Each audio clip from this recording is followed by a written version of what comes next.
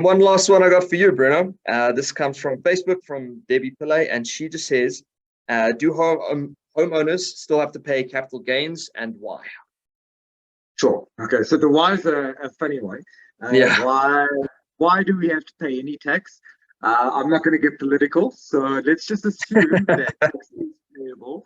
I'll just explain the history behind the tax, just so there's an understanding of it. The first thing here is a concept of homeowner and the definition of homeowner.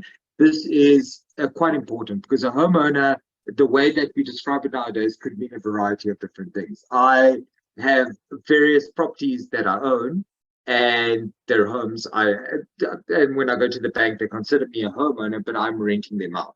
So I'm using them for the purpose of trade. Now, this is very important to remember.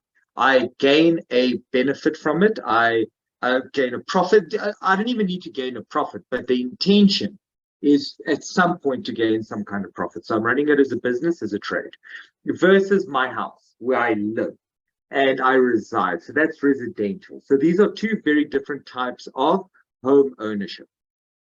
So that's the first thing to bear in mind. Now, also bear in mind that capital gains is paid on an asset that you acquire. So it's that the best way to describe it is it's the tree that bears the fruit.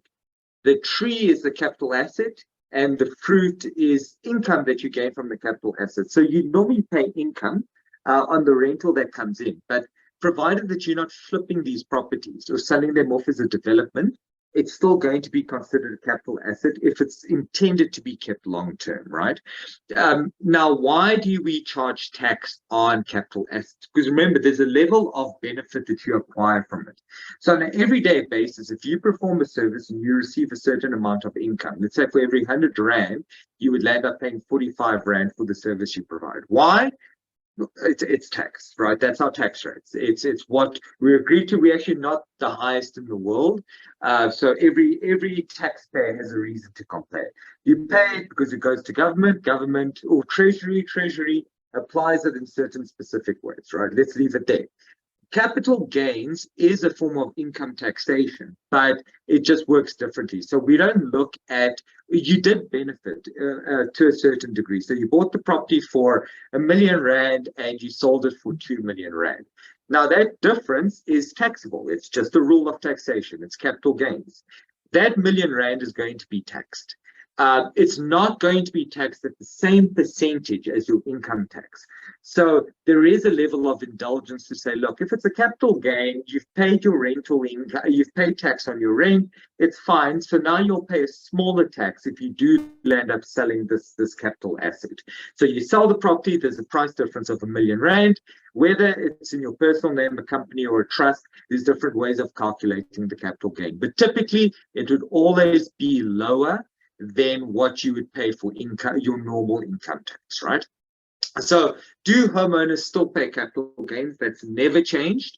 It's a 2001 thing that that came into play, and it still applies. It's not a bad tax to pay versus your income tax. So it's obviously, if it's a capital asset, you definitely want to do capital gains. A little trick, and not really relevant to the question, the little trick is, or not trick, sorry, the bad choice of words, but things that people need to bear in mind is certain expenses regarding a capital asset. You can either, if it's based on you deriving income, you can claim it against the income and deduct the income and reduce it, or you can allocate it to the property as an expense, which means that when you bought it for R1 million, but you spent 500,000 Rand building another room, right? That's an actual capital expenditure. So you wouldn't deduct it against income, you would actually add it to the property value, and the difference between what you bought it for and what you sold it for would be reduced. So just bear that in mind. Always keep records, because when you sell this property and you've got capital gains to pay and you've held it for 20 years, and SARS now goes, but it's R1 million, you're like, yeah, but I built this whole thing.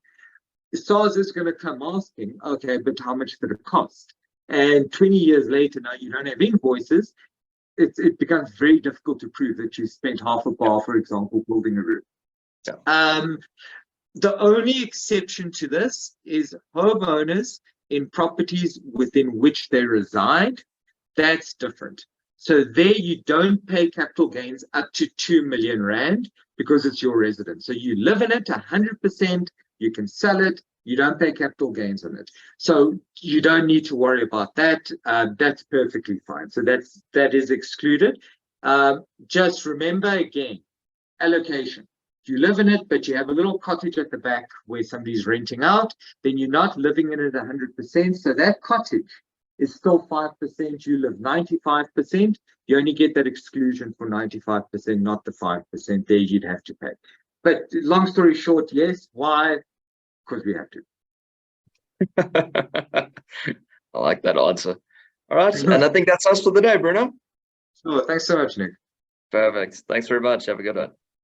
Yeah, you too.